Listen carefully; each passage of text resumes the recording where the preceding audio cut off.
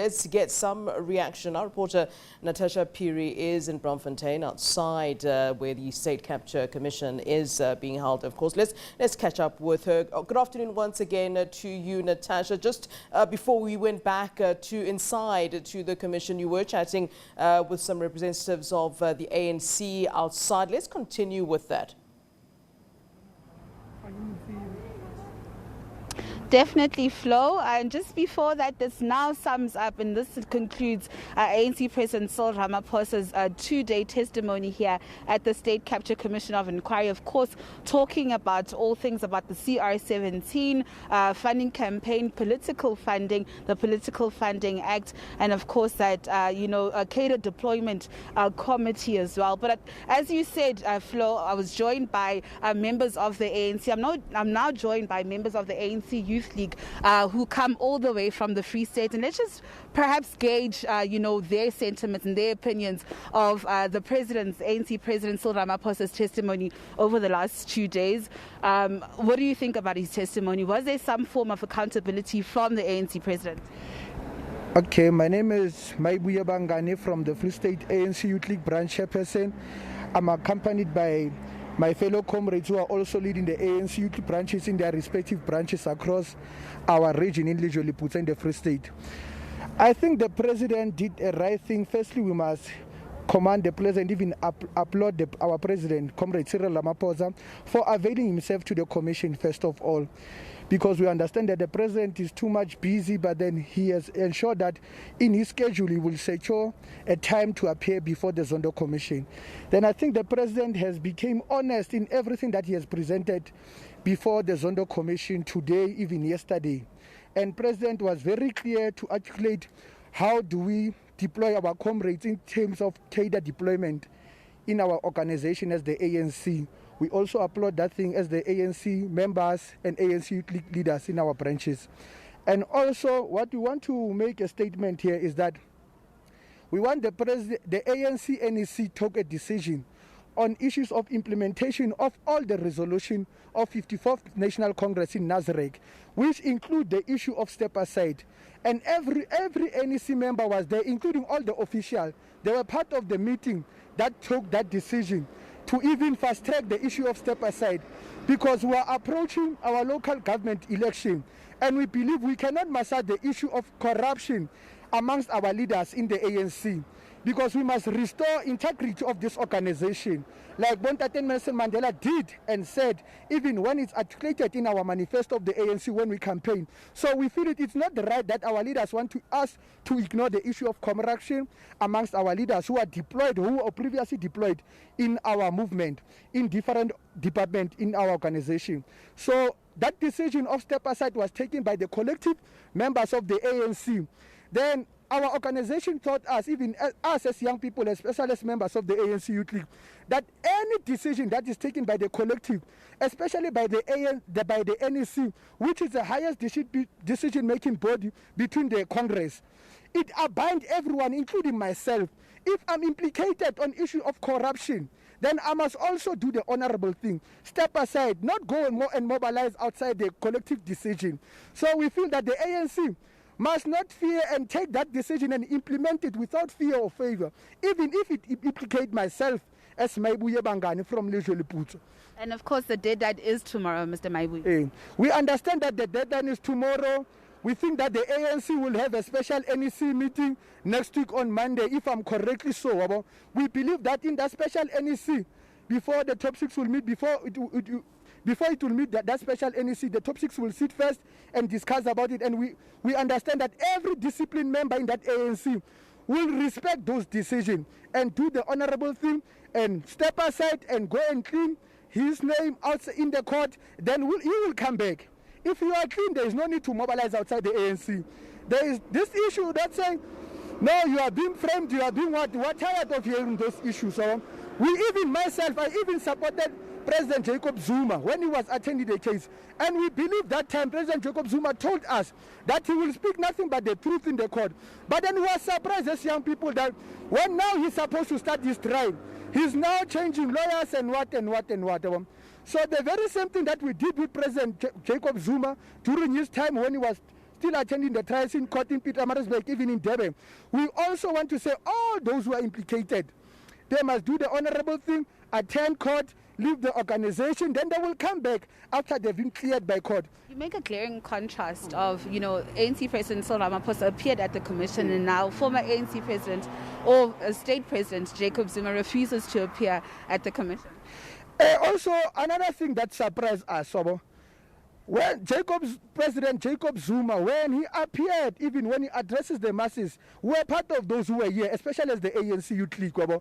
He told us that he will speak nothing but the truth, and he will open can of worms.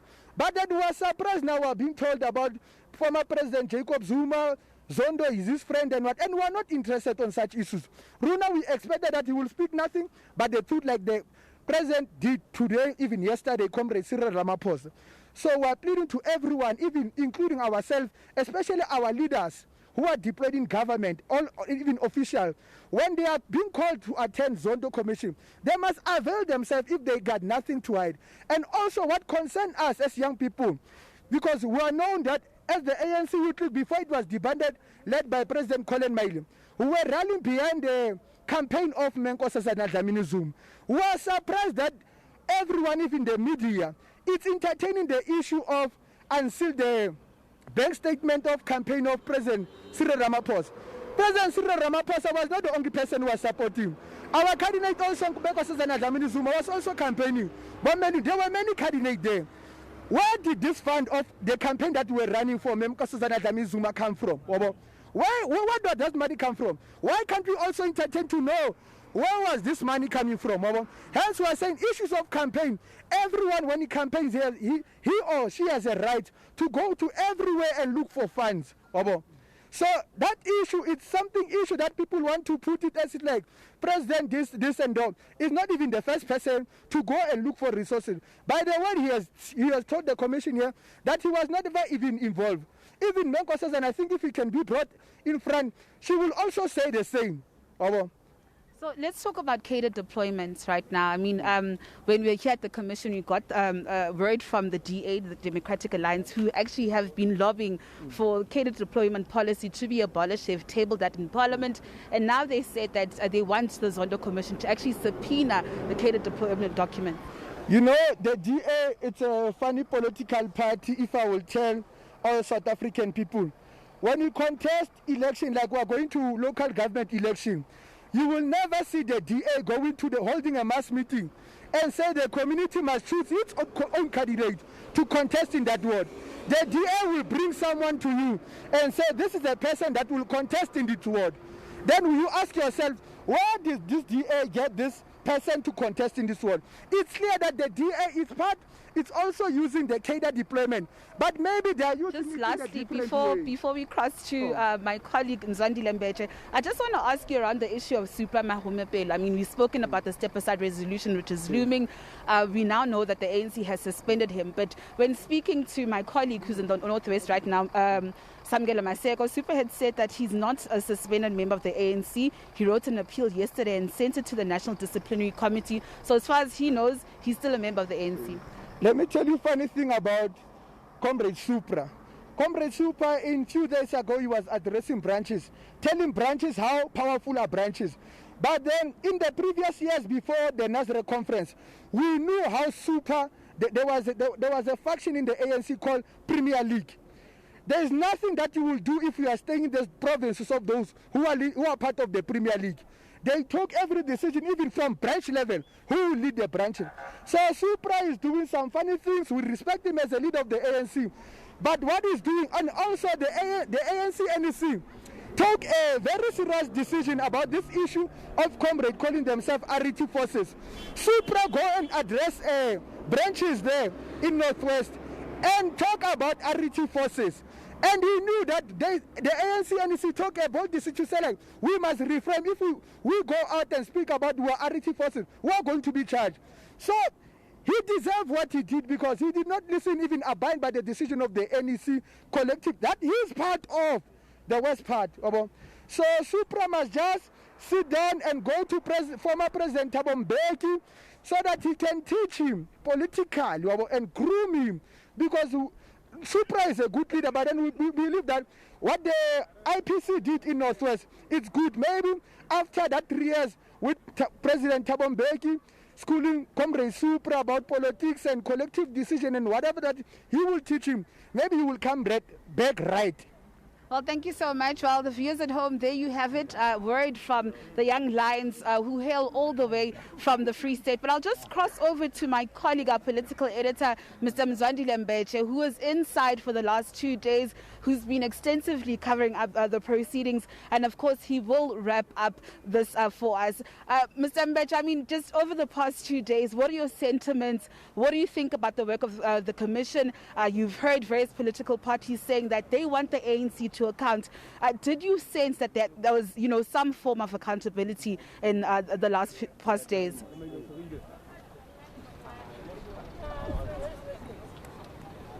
Thank you very much, Natasha. Indeed, it's been very interesting. It's been a very interesting 2 days where the president of the ANC really has been on the stand. So he's just concluded, and I can tell you that this is for them, as the ANC feel they've done enough in terms of accounting, even if it's symbolic, because remember, he had to make a closing statement to say they took a decision as the ANC to say even if he is a sitting president, they must show that they respect the processes of the commission. So that is why it's here.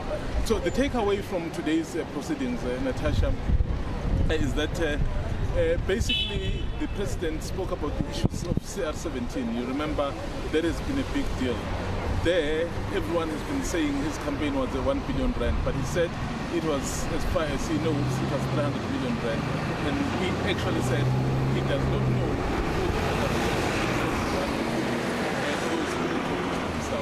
and the other issue really that the ANC president spoke about was the issue of Bosasa. Remember, Bosasa donated large funds to the ANC and to his presidential campaign for him to be the president of the ANC.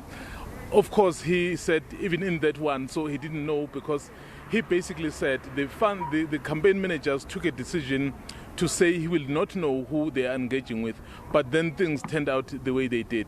So those were some of the takeaways. And he didn't really say much other than that, because remember, he had come as the president of the ANC. Some of the questions, he basically said, I will deal with them when I come back. I think I remember one of the questions towards the end to say, what were the signs? When did he first see that perhaps these were the signs of state capture? He basically decided or asked to defer that question to address it when he comes back as the president of the country. Yes, he will come back as the president of the country, but he will also address issues that relate to the ANC, because the ANC is the governing party. We heard what he said yesterday when he basically defended the cadre deployment, but he did concede that there are weaknesses in the cadre deployment. So that is somehow the sum total of what the president has been saying here at the State Capture Commission for these past 2 days. All right, thank you very much to you, Mzwandile Mbeche, outside the commission for us this afternoon, as well as Natasha Phiri, who's been getting reaction from outside. You saw ANC Youth League members there speaking about what their views are on what the president had to say this afternoon at the commission. And of course, you did hear from Mzwandile Mbeche that the president of the ANC will be back as president of the country at the commission at a later stage. So he wrapped up today as the ANC president, but we'll certainly be hearing more from President Cyril Ramaphosa.